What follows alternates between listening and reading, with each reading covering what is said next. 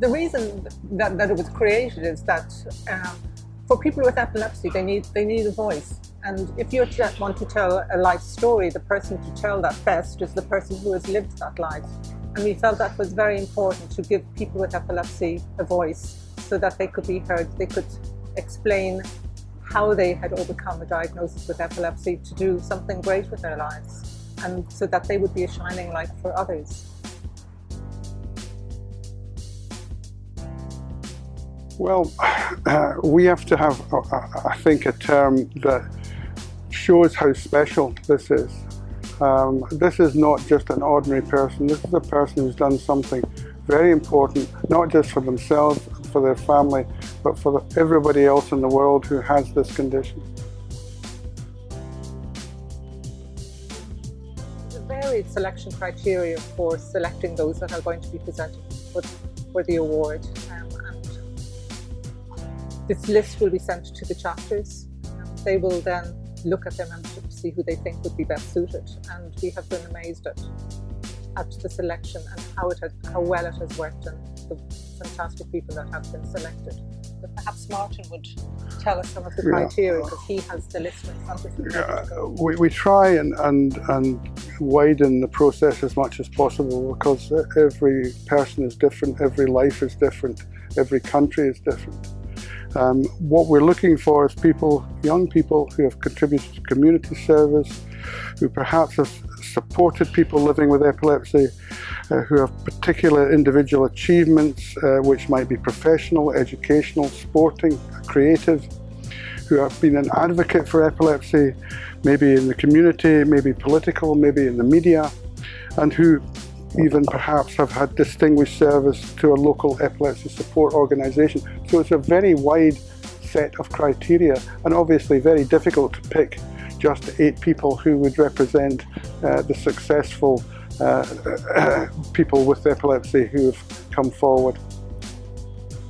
When Martin mentions that it's 8, the original idea was that because IBE, our structure is divided into regions, we follow the WHO regional boundaries.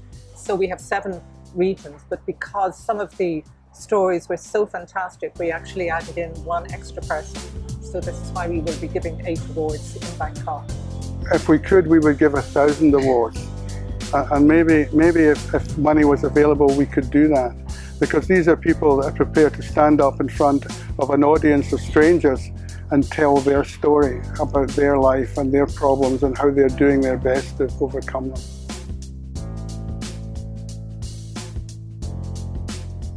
I think doctors are becoming aware that people with epilepsy are not patients. They are colleagues, they are people.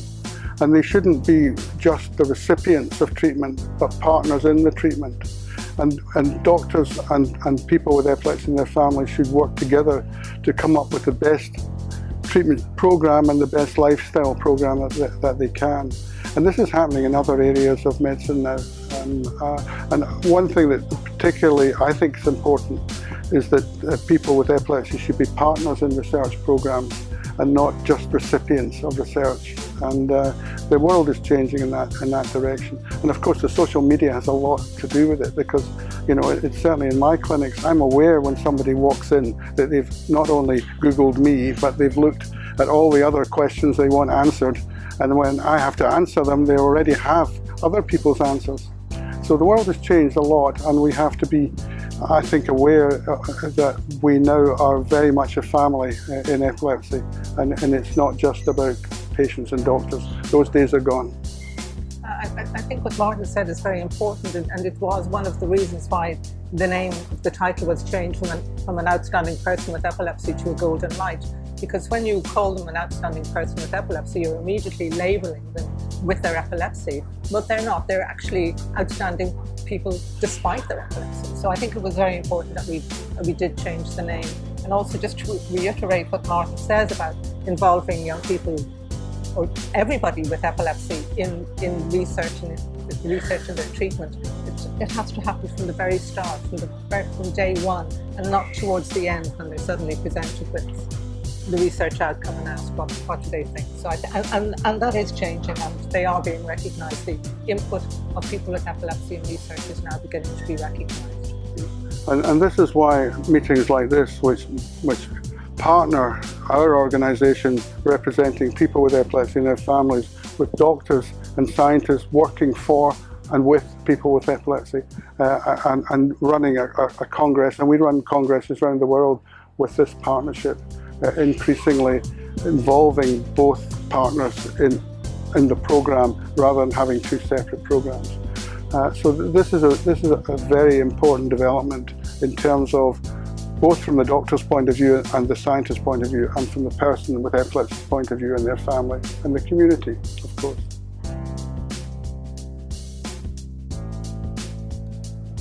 Certainly stigma is prevalent, but I don't think you can generalize it like that, because and stigma is still present around the world, but it's different in different parts of the world. Stigma in Africa would be very different to stigma in first world countries.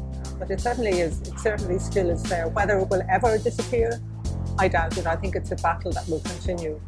But people are beginning to overcome it and not to let it. Of course, people with epilepsy are discriminated against, but they should stand up and say, I have epilepsy, I can do the job, I can work, I can have a normal life, and you shouldn't discriminate against me. And we, as doctors, also should stand up for people with epilepsy. So I think the world is generally changing, but ignorance is something that is going to take a long time to sort out, and maybe never. That's what humanity is. There are good people and not so good people. I mean, it's such an interesting program, both scientific and in the social aspects, and there are some very important things happening. Like the launch of the global report on epilepsy, which by the World Health Organization. Yes, by the World Health Organization, who will be here to do the launch. We will have our General Assembly, but there's also an extremely interesting scientific program to look forward to. And of course, our Golden Lights Award session, where 8 people from 8 different countries around the world, and if you don't know, let me tell you, 8 young people from every continent in the world who are coming here to stand up in front of an audience and say, I have epilepsy, this is what I've done to deal with it. And then they will go forward to be our ambassadors around the world. And this is new, this is the first. And they'll be getting their awards at the opening ceremony in front of the whole group of people who have come here, more than 2,000 people, and this for the first time. And we think this is a terrific initiative.